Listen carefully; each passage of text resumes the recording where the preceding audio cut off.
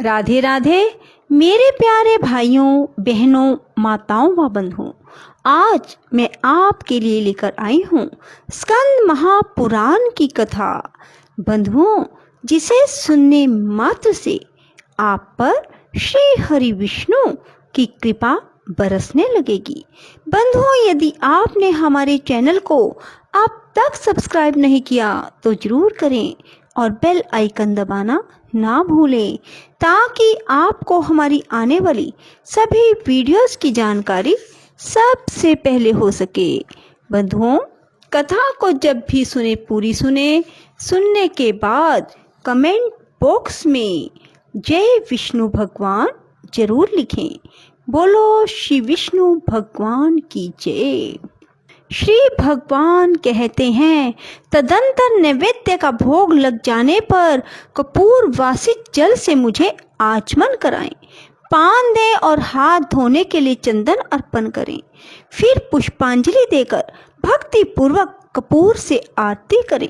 मुकुट और आभूषण आदि समर्पित करके छत्र चंवर भेंट करें और श्याम सुंदर विग्रह वाले भगवान विष्णु मेरे प्रति कृपा पूर्वक प्रसन्न मुख हैं, ऐसा ध्यान करते हुए अष्टाक्षर मंत्र 108 बार जप और स्तोत्रों द्वारा भगवान का स्तवन करें।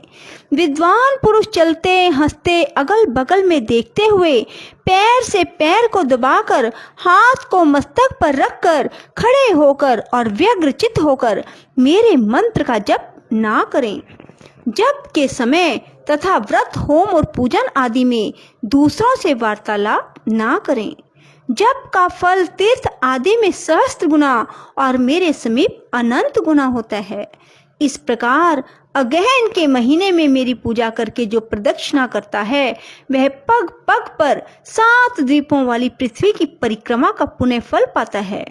सहस्त्र नाम का पाठ अथवा केवल एक नाम का उच्चारण करते हुए जो भक्ति पूर्वक मेरी एक परिक्रमा भी करता है वह प्रतिदिन के पाप को भस्म कर डालता है। जिसने भक्ति भाव के साथ मेरी 108 बार परिक्रमा की है उसने उत्तम दक्षिणा वाले संपूर्ण यज्ञों का अनुष्ठान पूरा कर लिया। अब तुम एक गूढ़ रहस्य की बात सुनो। अपने दामोदर नाम से मुझे ऐसी प्रसन्नता होती है कि जिसकी कहीं तुलना नहीं है।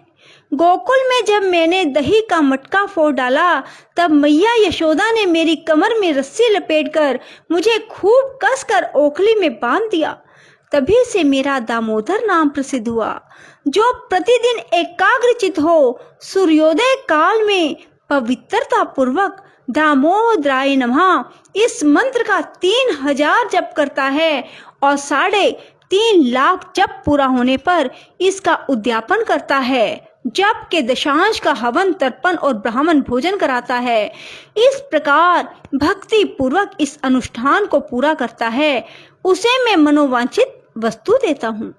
दामोदराय नमः इस मंत्र का जप करते हुए प्रतिदिन मेरी प्रदक्षिणा और दंड की भांति पृथ्वी पर गिरकर सदैव मुझे साष्टांग प्रणाम करना चाहिए। दोनों हाथ, दोनों पैर, दोनों घुटने, छाती, मस्तक, मन, वाणी और दृष्टि से जो प्रणाम किया जाता है उसे साष्टांग प्रणाम कहते हैं। अपने मस्तक को मेरे चरणों पर रखकर दोनों भुजाओं को परस्पर मिला लें और प्रार्थना करें, हे परमेश्वर, मैं मृत्यु रूपी ग्रह से परिपूर्ण इस संसार समुद्र से भयभीत होकर आपकी शरण में आया हूँ, आप मेरी रक्षा करें। फिर मेरे द्वारा दी हुई प्रसाद माला आदि को सादर मस्तक पर चढ़ाकर मेरी पूजा की पूर्ति के लिए इस प्रकार कहें, देव जनार्दन, मैंने मंत्रहीन, भक्तिहीन और क्रियाहीन जो पूजन किया है वह सब आपकी कृपा से परिपूर्ण हो। विष्णु सहस्त्र नाम, भीषम स्वराज, गजेंद्र मोक्ष, अनुस्मृति तथा गीता, ये 5 प्रकार के स्त्रोत मुझे अभिष्ट हैं। महाभाग, इन्हें सुनकर मुझे बड़ी प्रसन्नता होती है। जो मनुष्य एक बूंद भी शालग्राम शिला का जल पी लेता है वह मोक्ष का भागी होता है। जिनके मस्तक पर शालग्राम शिला का चरणोदक है। जो उस चरणोदक को पीते हैं उन पर सूतक और मृतक का भी अशौच लागू नहीं होता। मृत्यु काल में जिसको वह चरणामृत दिया जाता है वह भी उत्तम गति को प्राप्त होता है। श्री भगवान कहते हैं, ब्रह्मन काम्पिल्य नगर में वीरबाहु नाम से प्रसिद्ध एक राजा हो गए।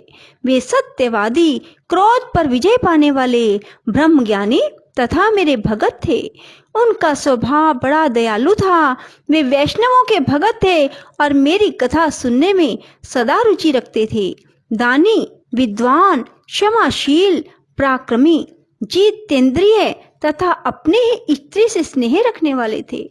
उनकी स्त्री पतिव्रता, परम साध्वी, मेरी भक्ति में तत्पर रहने वाली थी। अपनी उस रानी के साथ वे समूची पृथ्वी का पालन करते और मेरे सिवा दूसरे किसी देवता को नहीं जानते थे। एक दिन महामुनि भारद्वाज महात्मा वीरबाहु के घर पधारे। उन्हें देखकर राजा ने विधि पूर्वक अर्घ्य दे उनका स्वागत सत्कार किया। अपने ही हाथ से उनके लिए आसन बिछाया और बड़ी भक्ति से प्रणाम करके मुनि के आगे खड़े होकर कहा, ब्रह्म ऋषि, आज मेरा जन्म सफल हो गया। परमात्मा भगवान विष्णु मुझ पर बहुत प्रसन्न है, जिससे आप जैसे योगी राज ने आज मेरे घर पर पद अर्पण किया। आपकी पवित्र दृष्टि पड़ने से आज मैं कोटि कोटि पापों से मुक्त हो गया।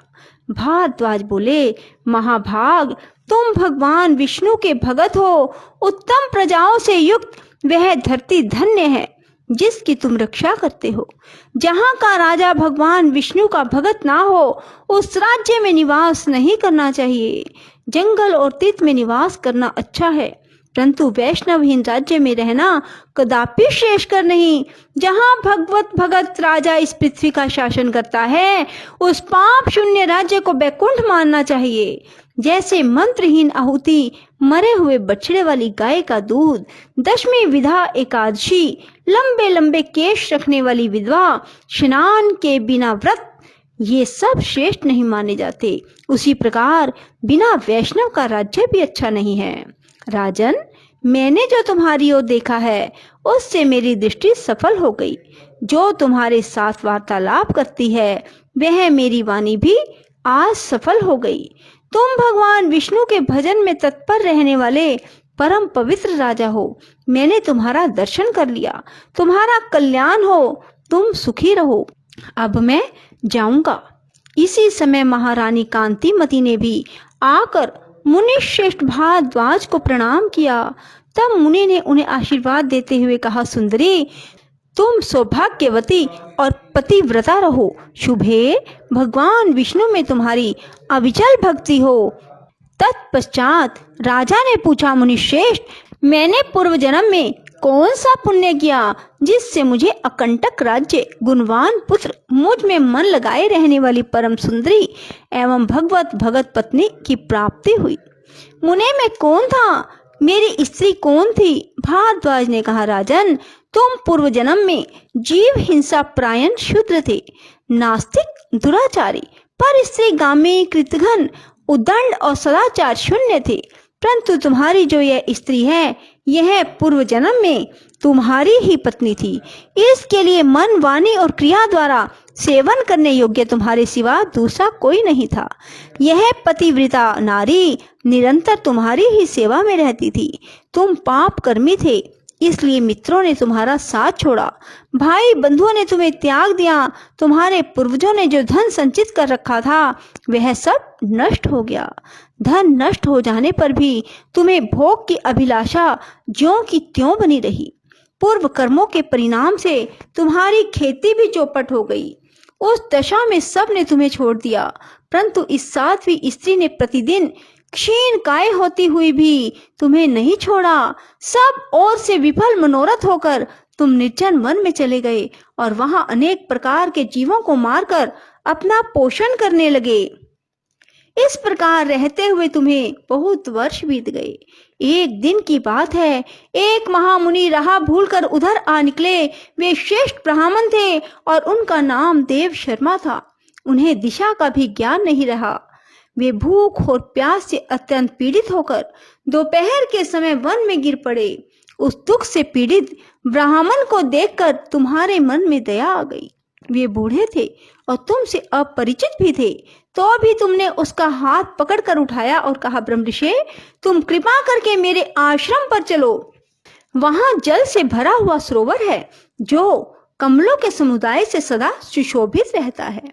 वह आश्रम सुंदर फल फूलों वाले मनोहर वृक्षों से घिरा हुआ है।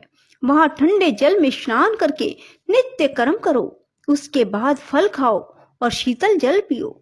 ब्राह्मण को कुछ चेत हुआ और वे उस शूद्र का हाथ पकड़कर जलाशय के समीप गए। वहां सरोवर के तट पर वृक्ष की छाया में बैठे। फिर विधि पूर्वक स्नान करके देवताओं और पितरों का तर्पण करने के पश्चात भगवान विष्णु की पूजा की और शीतल जल पिया। वृक्ष के नीचे आकर जब वे विश्राम करने लगे, तब उस शूद्र ने अपनी स्त्री के साथ आकर मुनि को साष्टांग प्रणाम किया। बड़ी भक्ति से कहा, ब्रह्मऋषि, आप हमारे अतिथि हैं, हम दोनों का उद्धार करने के लिए यहाँ पधारे हैं। आपके दर्शन मात्र से हमारे सब पापों का नाश हो गया। यह कहकर उसने अपनी स्त्री से कहा, प्रिय, इस ब्राह्मण देवता के लिए तुम स्वादिष्ट कोमल सरस पके हुए प्रिय लगने वाले फल अर्पण करो। ब्राह्मण बोले, बेटा, मैं तुम्हें नहीं जानता, पहले तुम अपनी जाति और कुल का परिचय दो, क्योंकि बिना जाने हुए ब्राह्मण के यहाँ भी भोजन नहीं करना चाहिए। शूद्र ने कहा, धृतश्रेष्ठ, मैं शूद्र हूँ, मेरे दुष्ट बंधुओं ने मुझे त्याग दिया है। वे दोनों इस प्रकार बात कर रहे थे, इतने में ही शूद्र की पत्नी ने ब्राह्मण के आगे फल परोस दिए। ब्राह्मण ने उन फलों का भोजन किया और ठंडा जल पीकर उनका चित्त प्रसन्न हुआ। वहां सुख पाकर उन्होंने वृक्ष के नीचे विश्राम किया।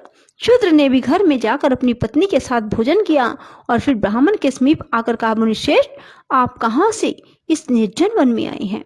राधे राधे, जय श्री कृष्णा। बंधुओं, यदि आपको हमारी वीडियो पसंद आए तो इसे लाइक करें और शेयर भी जरूर करें। धन्यवाद।